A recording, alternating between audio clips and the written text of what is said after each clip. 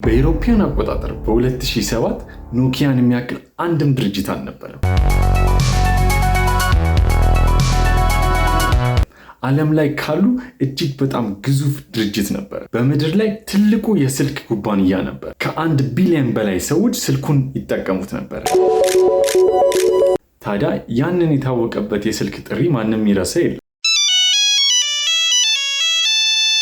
በዓለም ዙሪያ በከተሞች፣ በትምህርት ቤቶች፣ በቢሮዎች ውስጥ ያስተጋባ ነበር።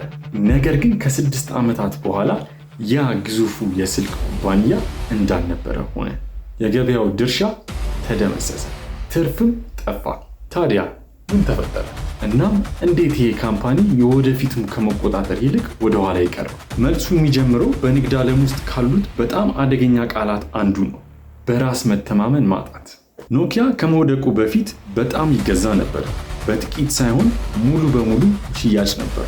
በ2000 ዓ.ም ኖኪያ በየቦታው ይገኝ ነበር እና ስልካቸው አስተማማኝ ነበሩ። ከሱም ባሻገር ደግሞ በጥንካሬያቸው በጣም ይፈለጉ ነበር። ከምንም በላይ ደግሞ ያንን ታዋቂው ኖኪያ 3310 የጥንካሬ ምልክት ሆነ። ሰዎች ከፎቅ ላይ ብትጥለው መጀመሪያ አስፋልቱ ነው የሚሰበረው እያሉ ይቀልዱበት ነበር።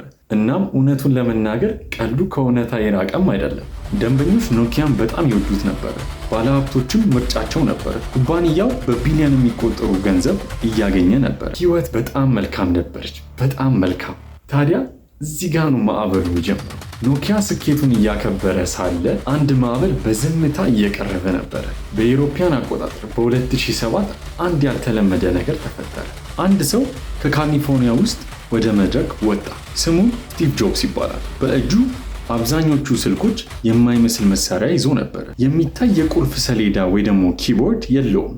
ትናንሽ ቁልፎች የሉትም። ትልቅ የመንኪያ ስክሪን ወይ ደግሞ ተች ስክሪን ብቻ ነበረ። But what we're going to do is get rid of all these buttons and just make a giant screen. ታዲያ በዚህን ሰዓት ላይ በአዳራሽ ውስጥ የነበረው ሰው ሁሉ ተሳለቁበት። And here it is. በአዳራሽ ውስጥም የነበሩት ባለሙያዎች በቀላሉ እንዲህ አሉት፣ ተስፋህን ቁረጥ፣ ይወድቃል። ኖኪያም አልተጨነቀም ነበር፣ ምክንያቱም ከዚህ በፊት ተወዳዳሪዎች ሲመጡና ሲሄዱ አይተዋል። ታዲያ ይሄኛው ግን ለምን ተለየ? ይሄ ስልክ ዝም ብሎ ስልክ አልነበረም። የመጀመሪያው አይፎን ነበር። And we are calling it iPhone. እናም ከትንሽ ጊዜ በኋላ ኖኪያ አደጋው ታይቶት ነበር። ስማርት ስልኮች የወደፊት እጣ ፋንታ መሆናቸው ያውቁ ነበር። ጎበዝ መሐንዲሶች ነበራቸው፣ ገንዘብ ነበራቸው፣ ሀብትም ነበራቸው። ነገር ግን አንድ ነገር ይጎላቸው ነበር፣ ፍጥነት። በኖኪያ ውስጥ ቡድኖች ይከራከሩ ነበር። ስራ አስፈጻሚዎች አልተስማሙ፣ ፕሮጀክቶች ተዘጉ፣ ውሳኔዎች በጣም ረጅም ጊዜ ወሰዱ። ይህ በእንዲህ እንዳለ አይፎን ማሻሻሉን ቀጠለ። በመቀጠል ደግሞ አንድሮይድ መጣ። እንደ ሳምሰንግ ያሉ ኩባንያዎች ኃይለኛ ስማርት ስልኮች ማውጣት ጀመሩ። Welcome to the new Samsung Galaxy S. በየዓመቱ ተወዳዳሪዎች እየተሻሻሉ መጡ። ታዲያ ኖኪያም ደግሞ በየዓመቱ ትንሽ ወደ ኋላ መቅረት ጀመረ። እናም ደንበኞቹም ደግሞ ማስተዋል ጀመሩ። ታዲያ ከዛች ጊዜ በኋላ ደንበኞች ስልካቸውን ለጥሪና ለአጭር ጽሑፍ ብቻ አይፈልጉትም። አሁን መተግበሪያዎች ፈለጉ፣ ዩቲዩብ ፈለጉ፣ ማህበራዊ ሚዲያዎች ፈለጉ፣ በአጭሩ የኪስ ኮምፒውተሮችን ፈለጉ። ኖኪያ የድሮ ሶፍትዌሮችን ለማሻሻል ሞከረ፣ ነገር ግን ጊዜ ያለፈበት መስሎ ታየ። አፕል እና አንድሮይድ ወደፊት እየመጡ ሳለ ኖኪያ ያለፈበት ጊዜ ለመጠቀም እየሞከረ ነበር። ነገር ግን አደገኛ ቦታ ውስጥ አሉ፣ ምክንያቱም ደግሞ ቴክኖሎጂ አይጠብቅም። ትናንት ምን ያክል ስኬታማ እንደነበሩ ግድ አይሰጠው። ግድ የሚሰጠው ዛሬ ላይ ምን እየተፈጠረ እንደሆነ ብቻ ነው። ከዚያም የኖኪያ ቁጥሮች እየታመሱ መጡ። በጣም አስከፊ ሆነ። ሽያጫቸው በጣም በሚያስደነግጥ ሁኔታ ቀነሰ። የገበያ ድርሻቸው አነሰ። በኖኪያ ላይ ባለድርሻ የነበሩት ባለሀብቶች በጣም ተጨነቁ። ሰራተኞቻቸውንም አሰናበቱ።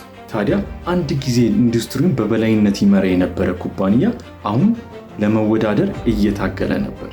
በዚህን ጊዜ ላይ ዓለምን ያስደነገጠ አንድ ቅጽበት መጣ። በአውሮፓውያን አቆጣጠር በ2013 የሞባይል ስልክ ክፍሉ ለማይክሮሶፍት በ7.2 ቢሊዮን ዶላር ሸጠ።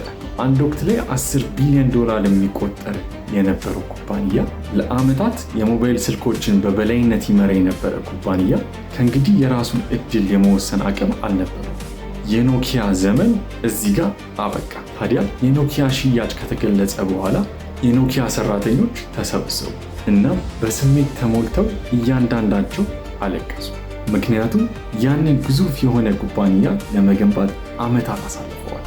እናም በጊዜው የነበረው የኖኪያ ዋና ስራ አስፈጻሚ ስቴቨን ኤሎፕ ንግግራቸው በዓለም ዙሪያ ታዋቂ በሆኑ ቃላቶች አጠናቀቁ። እንዲህም አሉ፣ እኛ ምንም ስህተት አልሰራን፣ ግን በሆነ ምክንያት ተሸነፍን። እስኪ ያስቡት፣ ያመረቱት ምርት በጣም ጠንካራ ነበር፣ ገንዘብ ነበራቸው፣ ሙያ ነበራቸው፣ ጎበዝ ሰዎች ነበራቸው።